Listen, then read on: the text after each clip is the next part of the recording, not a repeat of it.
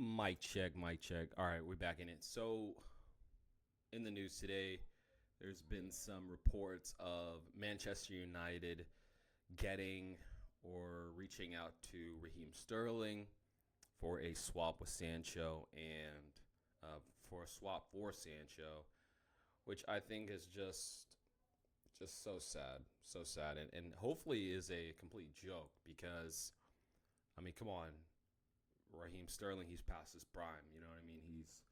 I've seen some things where I think Troy Deeney was saying that he's better than what we've got.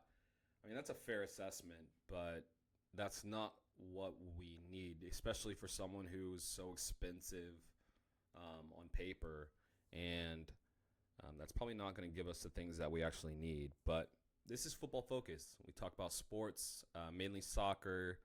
My team is Manchester United, so that's going to be the team I typically stick to. But we are going to touch on other news. You know what I'm saying? It's the middle of the week. We got the transfer deadline coming up, I believe. I think it's going to be over on the 30th, I believe. So you're seeing some last-minute changes. Arsenal getting some players, talks here and there. McTominay, he's out of the door. He's out of the door as a Manchester United fan. I'm happy.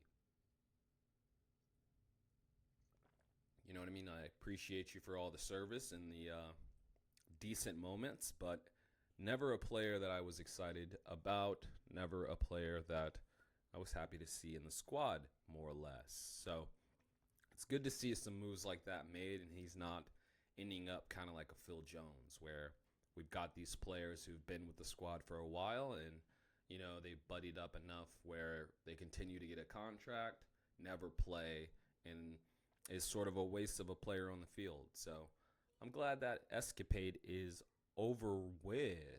What are some other things? I typically find now Twitter, yes, it's going to be a lot of jokesters and a lot of pranks and a lot of people that aren't really that truly serious. But I find it that, for me, I find the best memes or GIFs on Twitter. So maybe Reddit, but I feel like Reddit's just so hard to find current events. But do you think Ugate's I mean, look, he's an even replacement for McTominay, but not necessarily a player that's going to break through the lines and really get their foot on the ball and actually dominate the game where we need it. Of course, we got Mano in there, but you need more than that, especially with some of these defenders and some of these midfielders you're going against and systems where our system is not that clear as some other ones, or I feel like it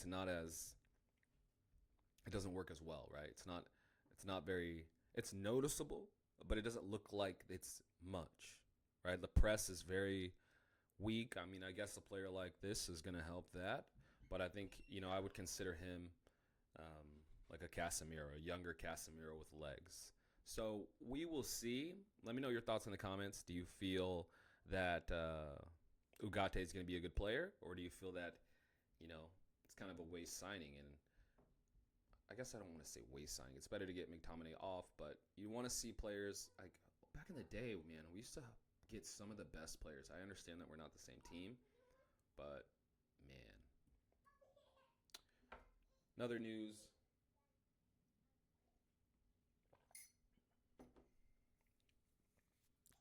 Excuse me. It looks like Sancho is out of the door, and it's sad to see. It is sad to see because Sancho is a top player. He is a top player, and I don't understand how he does not find himself in this team over players like Rashford, over players like, at least Bruno in the 10 position, Mason Mount, Garnacho. Sancho is better than all of these players. So for him to not be in the team is such a shame, and it looks like he was only playing. It looks like he was only playing in the preseason, so Ten Hag could get a sale, or so the team could sell him in the end. And I honestly, at this point, with what other people say about him as well, I feel like it's fair enough that he should go. He should go to someone that's going to appreciate him as the player he is. And for the type of player he is, he's going to be able to fit in any team and any system and he's smart enough to adapt. I mean, you always need a link up player. So for us to give that away when the depth on our team is not that strong, I mean, let's look.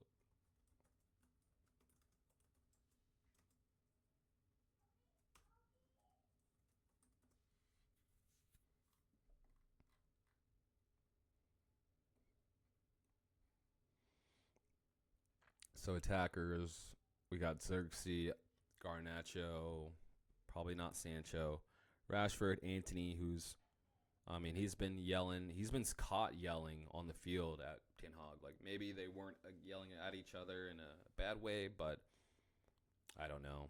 I don't see him being that productive either. Though he's the same way. He's a link up type player. So you got to get him around players that are trying to link up as well. So McTominay's gone. Mason Mount's just awful.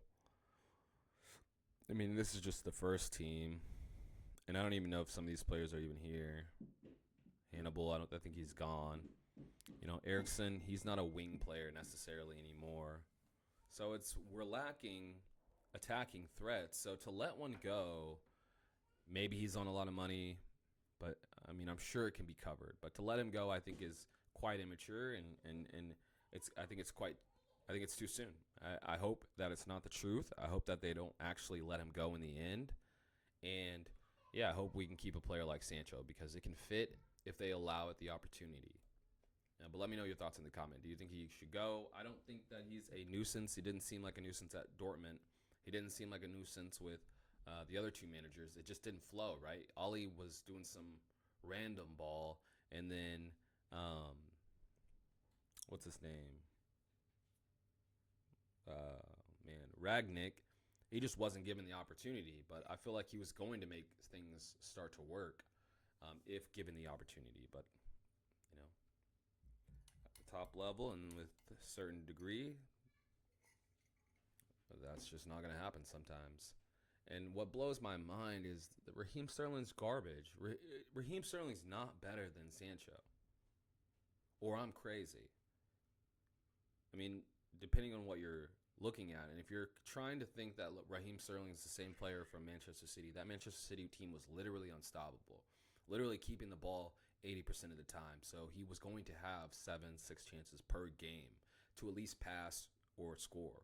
So I think that is really painting a different picture, and I don't think that Sterling is worth that at all. And I think that's literally just a waste. I mean, I get getting the brother of the bag, but at the end of the day, I, as a Manchester United fan, want to see us play some good football and win some shit. But yeah, on to some other topics real quick. I'll keep on the same league. Or no, I'll go over the soccer games that I kind of watched today. So, Barcelona, man, they struggled at the beginning. Hansi Flick, Twitter, they were roasting him. But yeah, at the beginning of the first half, I mean, Rayo Vallecano, they dominated. They dominated possession. They dominated Barcelona. They were making them look pretty silly. And then, yeah, Barcelona turned it around, got the 2 goals, scrappy goals, but it is what it is. You know what I mean? They were able to grab a hold onto the game and really get the win. So Danny Olmo, of course, he should have been starting from the beginning, but I get it. He's probably got to maybe find his legs or whatever, learn the system. Not too sure. We still recording? So good to see him back in there. I like him as a player. Don't really care for the haircut he was rocking with today, but hey, it is what it is. Yamal, baller. Okay, let's touch on the other soccer games. So yeah, there were some EFL Cup games. Everton finally got a win. They were looking a little too cocky as they were beating this non-existent Doncaster team. I did not watch the game. I watched the highlights. And yeah, I was just watching their celebrations. You know what I mean? Sometimes the moment gets a hold of them, but I feel like they are in trouble this year. They're gonna find it hard to do anything in the Premier League, at least from what it looks like at the beginning. So we shall see. Other games that were on today, Crystal Palace, they smoked Norwich.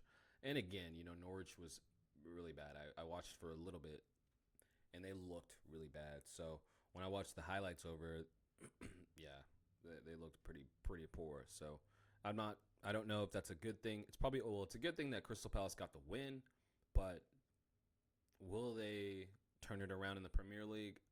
I don't know. I think they play Chelsea next.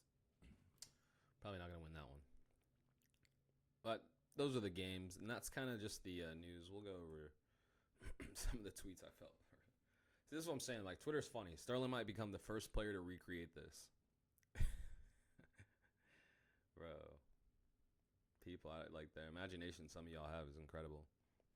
Osimhen over Tony. I mean, I guess Tony's probably just, chaotic news. It's probably not the truth. But it's crazy that Chelsea's going for him, too. I think they should keep Jackson in there. From the way it looks, I feel like Jackson's a better link-up player overall. But, Osimhen, maybe he can adapt. I'm not too sure. I feel like the mask is what gives him his, what makes people think he's better than he is. But that's just me.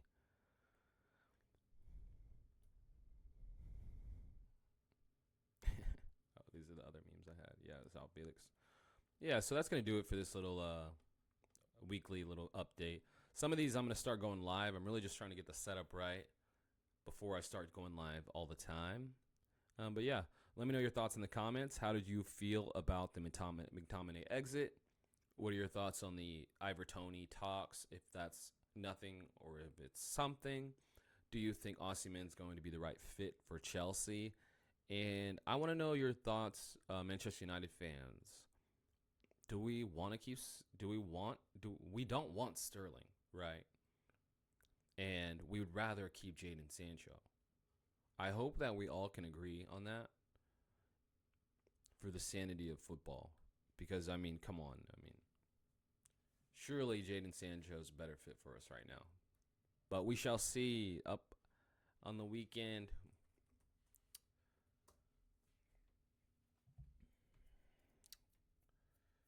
Next game is going to be what?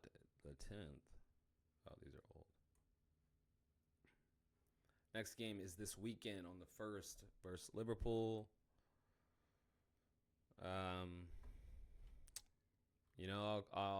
I don't see us winning. Oh my gosh, the prediction is showing them 52% Liverpool, 25% Manchester United. Oh, wow. That's fair though. I see it being a draw, 1-1. You know what I mean? Possibly. Or Liverpool's going to win. That's my thoughts. But we'll see. I'm definitely going to do a reaction afterwards. Probably try to do that one live, depending on the time frame. 10 a.m. Probably can't do it at that time. Then I'll just do a reaction video later on that evening. But yeah, let me know what you guys think. If you are someone that wants to ever join on the channel and have an actual conversation together live, let me know. And let's get that set up because I'm all about the football conversation. I just love the sport. I love to see how everybody out there is starting to really talk more and engage in the topic. And it's something cool, especially when you can start talking to people that are not from here. And, as an American, I don't wish I could be in England in that weather, but I wish I could see them play on the regular. And I think that'd be really cool. Or at least go to pubs and stuff like that, or go to meetups where there's more like-minded individuals that care about soccer just as much. But we'll grow this audience, and I appreciate you guys if you made it this far. Again, this is Football Focus, all right? We talk about sports, soccer mainly. But if you're feeling the vibe, subscribe, leave a like, leave a comment because that helps the algorithm with the engagement. And I will catch you guys in the next video. Later. Later, Gators. Later.